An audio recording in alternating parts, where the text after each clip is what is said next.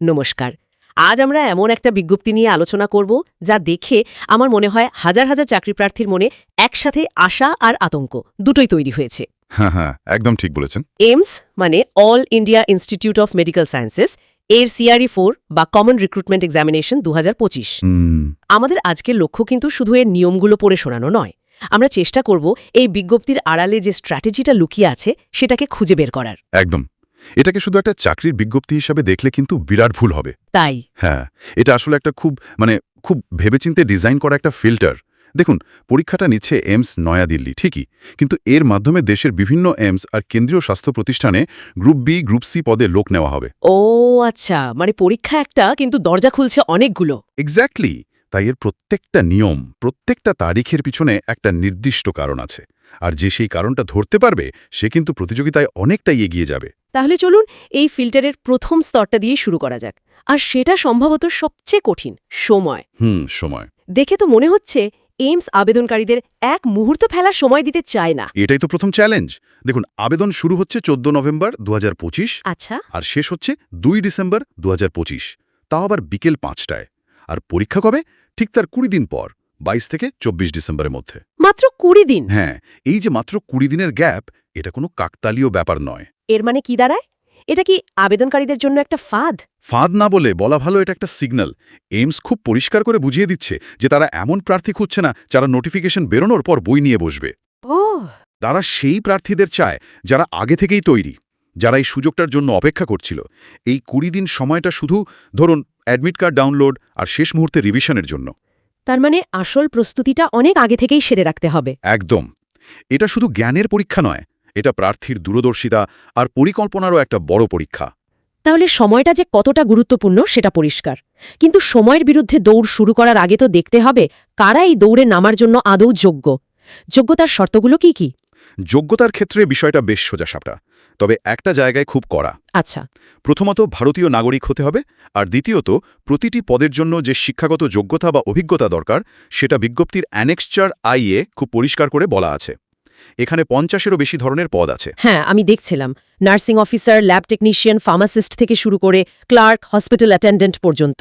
ঠিক, কিন্তু আপনি যে বললেন একটা জায়গায় খুব কড়া, হ্যাঁ, সেটা কোনটা? সেটা হলো কাট অফ ডেট, আবেদন করার শেষ তারিখ, মানে 2 ডিসেম্বর 2025-এর মধ্যে একজন প্রার্থীর সমস্ত যোগ্যতা, সেটা ডিগ্রির রেজাল্ট হোক বা কোনো সার্টিফিকেট, সব হাতে থাকতে হবে। ও আচ্ছা আচ্ছা। এমন ভাবার কোনো সুযোগই নেই যে আমার ফাইনাল সেমেস্টারে পরীক্ষা হয়ে গেছে, রেজাল্ট বেরোলেই হয়ে যাবে। না, 2 ডিসেম্বরের মধ্যে যদি আপনার হাতে প্রমাণ না থাকে তাহলে আপনি অযোগ্য। বয়সটাও কিন্তু ওই 2 ডিসেম্বর তারিখেই গণনা করা হবে। আর বয়সের ছাড়ের নিয়মগুলো তো আগের মতোই আছে, তাই না? হ্যাঁ হ্যাঁ, সেখানে কোনো পরিবর্তন নেই। SC/ST প্রার্থীদের জন্য 5 বছর, OBCদের জন্য 3 বছর, আর PWBD বা বিশেষভাবে সক্ষম প্রার্থীদের জন্য 10 বছরের ছাড় থাকছে।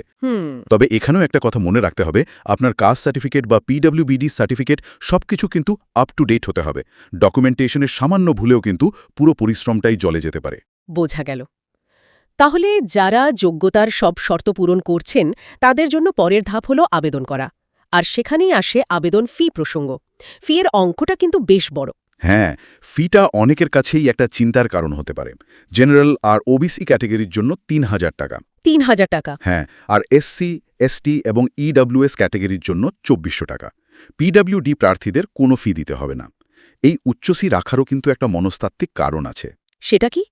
এটা কি শুধু পরীক্ষার খরচ তোলার জন্য?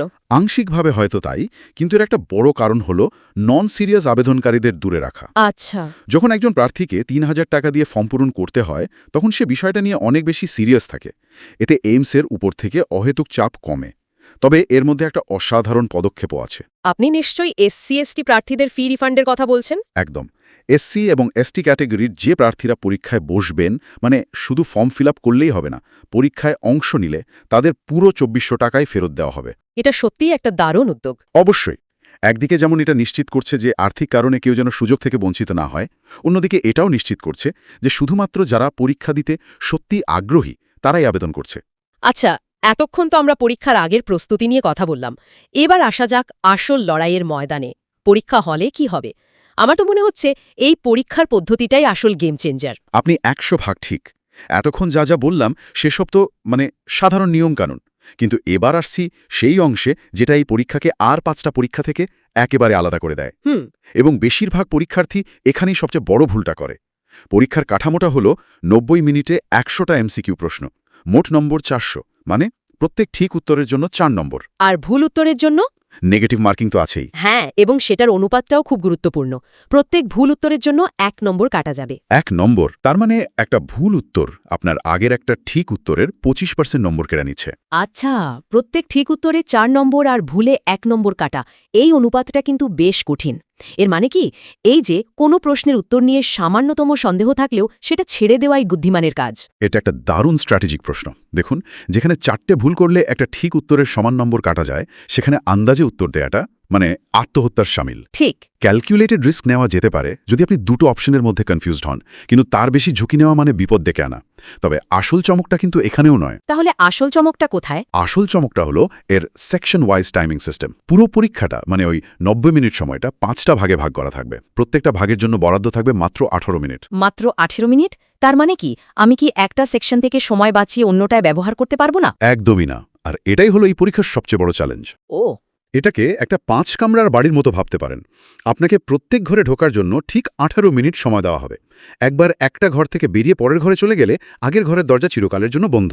বলেন কি? হ্যাঁ, তাই যা করার ওই 18 মিনিটেই করতে হবে। আপনি হয়তো একটা সেকশনে 20টা প্রশ্ন 10 মিনিটেই করে ফেললেন, কিন্তু ওই বাঁচানো 8 মিনিট আপনি পরের সেকশনে নিয়ে যেতে পারবেন না, ওটা নষ্ট হয়ে যাবে। এটা তো মারাত্মক। তার মানে এটা শুধু জ্ঞানের পরীক্ষা নয়, এটা প্রতি মুহূর্তের সময়ের সাথে একটা দম বন্ধ করা দৌড়। ঠিক তাই। এই 18 মিনিটের সেকশনাল টাইমিংটা তো একটা বিরাট মানসিক চাপ তৈরি করবে। অবশ্যই।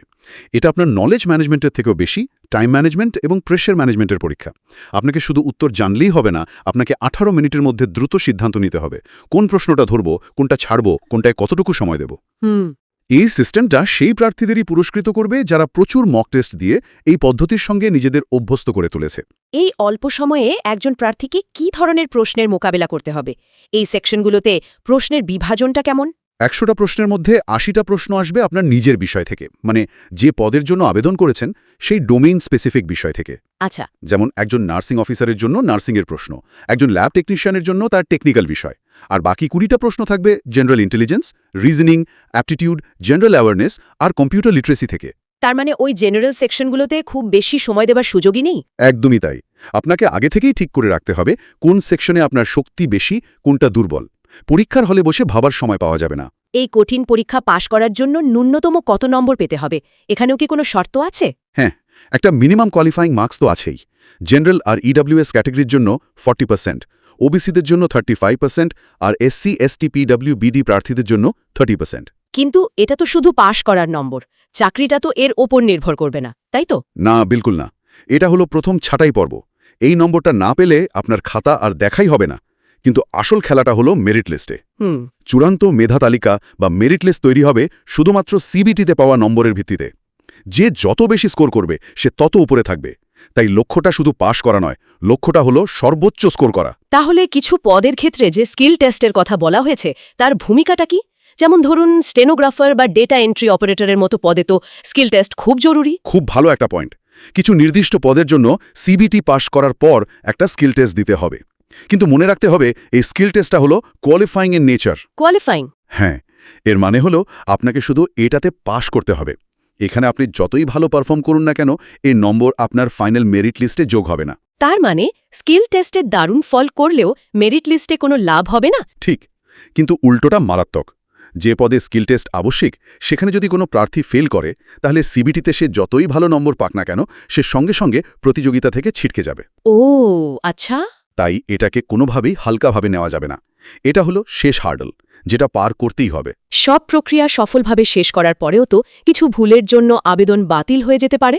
সেই বিষয়গুলো কি কি যা আবেদনকারীদের অবশ্যই মাথায় রাখা উচিত? হ্যাঁ, কয়েকটা গুরুত্বপূর্ণ বিষয় আছে। যেমন আবেদনপত্রে কোনো ভুল বা মিথ্যা তথ্য দেওয়া। ধরা পড়লে শুধু আবেদন বাতিল হবে তাই নয়, ভবিষ্যতে এইমসের পরীক্ষায় বসা থেকেও সাসপেন্ড করা হতে পারে। সর্বনাশ! জাল সার্টিফিকেট ব্যবহার করা তো একটা ফৌজদারি অপরাধ। আর যারা বর্তমানে কোনো সরকারি বা রাষ্ট্রায়ত্ত সংস্থায় চাকরি করছেন, তাদের জন্য এনওসি বা নো অবজেকশন সার্টিফিকেট জমা দেওয়াটা বাধ্যতামূলক। এটা না দিলে কিন্তু জয়েনিংয়ের সময় বড় সমস্যা হবে। তাহলে পুরো আলোচনাটা যদি এক জায়গায় নিয়ে আসি, বিষয়টা দাঁড়াচ্ছে এটি একটি বিশাল সুযোগ, কিন্তু এর প্রতিটি ধাপে রয়েছে কঠিন চ্যালেঞ্জ। সময় কম, পরীক্ষার পদ্ধতি একেবারেই অন্যরকম, আর ছোটখাটো ভুলেরও কোনো ক্ষমা নেই। একদম। প্রস্তুতির ক্ষেত্রে শুধু বিষয়ভিত্তিক জ্ঞান থাকলেই হবে না, আসল জোরটা দিতে হবে স্ট্র্যাটেজি আর টাইম ম্যানেজমেন্টের উপর। একদম। আর সবশেষে একটা ভাবনার বিষয় দিয়ে শেষ করি। এই যে পুরো নিয়োগ প্রক্রিয়াটা, বিশেষ করে এই কঠোর সময়ভিত্তিক সেকশনাল পরীক্ষা, এটা আমাদের কি বলছে? এটা কি শুধু সেরা জ্ঞানী প্রার্থীকে খুঁজছে? আমার তা মনে হয় না। তাহলে আমার মনে হয় আজকের দিনের স্বাস্থ্য পরিষেবা ক্ষেত্রে এমন কর্মী প্রয়োজন যারা শুধু নিজেদের কাজটা জানে তাই নয়, বরং যারা চরম মানসিক চাপের মধ্যেও মাথা ঠান্ডা রেখে দ্রুত এবং সঠিক সিদ্ধান্ত নিতে পারে। এই পরীক্ষার কাঠামোটা আসলে সেই ক্ষমতাটাই পরীক্ষা করে নিচ্ছে। ঠিক। তাই একজন আবেদনকারী নিজেকে শুধু একজন পরীক্ষার্থী হিসেবে ভাবলে চলবে না, তাকে একজন স্ট্র্যাটেজিস্ট হিসেবে ভাবতে হবে। তার আসল লড়াইটা সিলেবাসের সাথে ততটা নয়, যতটা ঘড়ির কাঁটার সাথে। এই সত্যিটা যে যত তাড়াতাড়ি বুঝবে, তার সফল হওয়ার সম্ভাবনা ততটাই বাড়বে।